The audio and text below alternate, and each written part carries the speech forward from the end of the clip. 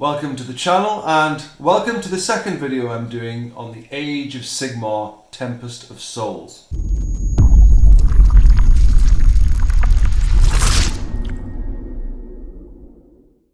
So the first thing actually is a bit of an apology, because when I did my unboxing in the last video, I totally overlooked this book that is in there. Age of Sigmar Tempest of Souls, kind of thick. It's basically the glossy lore. What else is it? It's the little bit of detail on the Stormcast Eternals and who they are. It's got some Legions of Death stuff, yeah, and it's also got what I was looking for, which is the battle plans.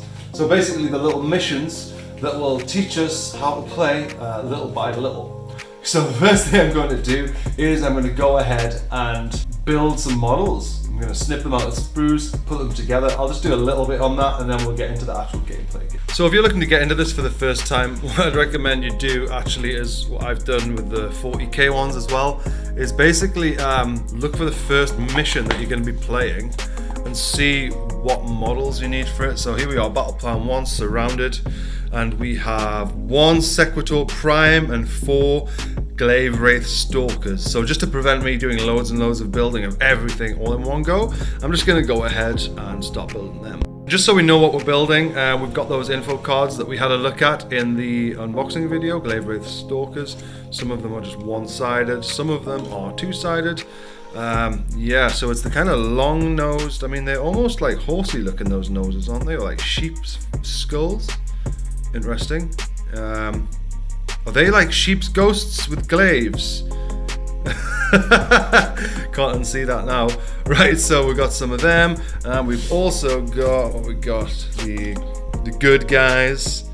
What are they called? Sequitors. Okay, so one of these basically guys with the hammers and the shields. Okay, let's get building some of them. There's understandably a lot of plastic that you get, and you know, this might be a little overwhelming if you're just doing this for the first time. So what I'd say is, if you go in this little accompaniment that you get, the book tells us to build this one, which is, you know, holding something in a hand. So here we go. So here we have Sprue A, piece 29, going together with, what is it? Okay, A28, A27, A29. So basically, if we just get Sprue A and get the pieces 27 to 29 ready, basically our model's ready to go, and we're going to need a 40mm base. On the sprues, here you go, Sprue B, so we don't want that one. There's only 2, so just by the process of elimination, we know it's this one.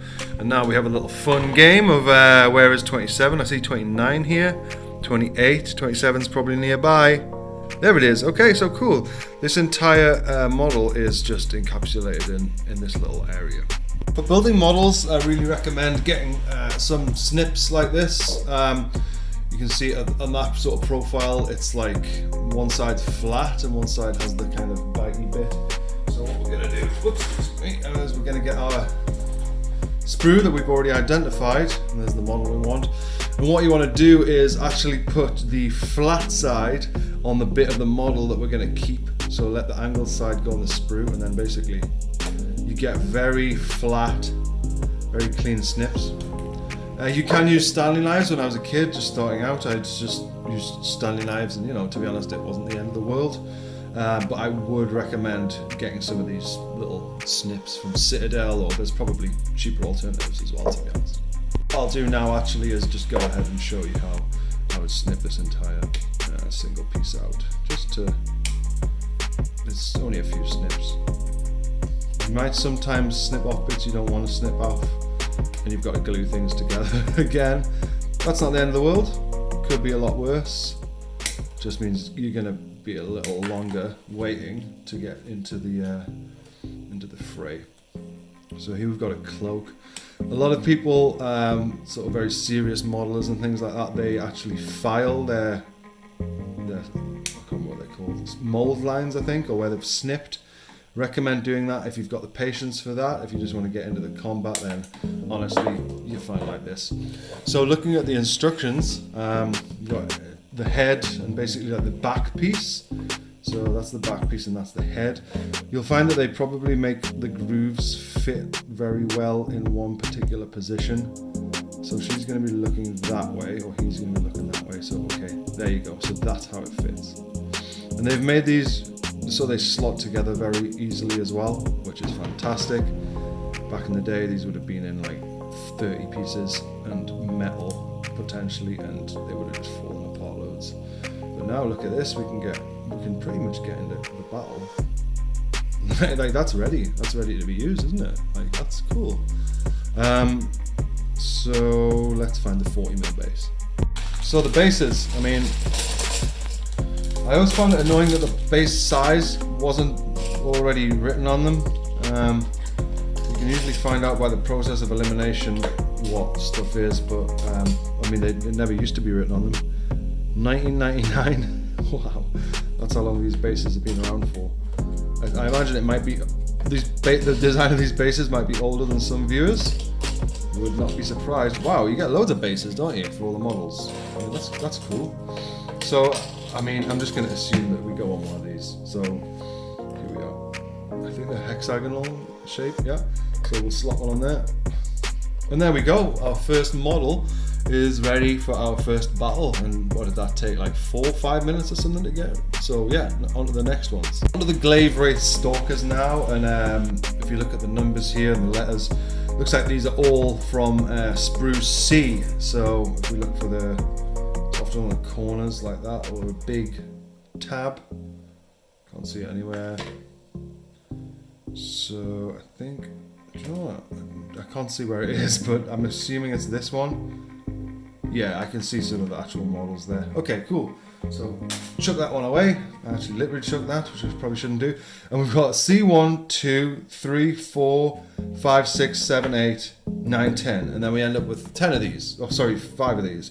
So what I'm actually going to do is basically cut out all 1 to 10 on this and then start sticking them together consecutively. These models are a bit thinner. I don't know if you can see there, some of the geometry is very spindly. I'm actually going to go ahead and be a bit more careful with my snipping and my bending, just to prevent any brittle bits sort of breaking off. Sometimes you'll feel like the sprues are playing tricks on you. So down here we have 3 and 4, 5, 6. So you expect that 1 will be down here, but it's not. It's actually over there. So I had to spend quite a bit of time looking for 1. And then 2, so it's not even like 1, 2, it's like 1, 2, 3, 4. Anyway, just something to note. So I'm actually nearly done doing the bladewraith stalkers, and I just wanted to sort of show you the importance of using the snips the right way around. So if I was to basically, instead of putting the flat part on the model, instead I put the not flat part on, I'll just snip this out and show you sort of what comes out. So even if I'm trying to get it right in there. Right, so hopefully the camera will focus, but you can probably see there that it's got these like burrs on the end, and that's going to stop you from putting things together properly. So even now we can turn around to the flat side and just get rid of those bits. Oop. I can hear them fly, the bits flying across the room, which is quite funny. And yeah, these just slot together. We've just got 2 bars to get right and stick them together. Oop. I'm going to fail with this one now, the camera's rolling out now. Oh, there you go. It's done. And I hope this is right. I haven't measured the bases or anything, but the long base bar seems to fit these quite perfectly. It wasn't always the case that these would fit perfect. I just actually jabbed my finger. Look at that. I'm bleeding. So a bit of a safety hazard there. What was that on? Was that on a bit of the base? I think it was that bit of the base. Wow. Medic!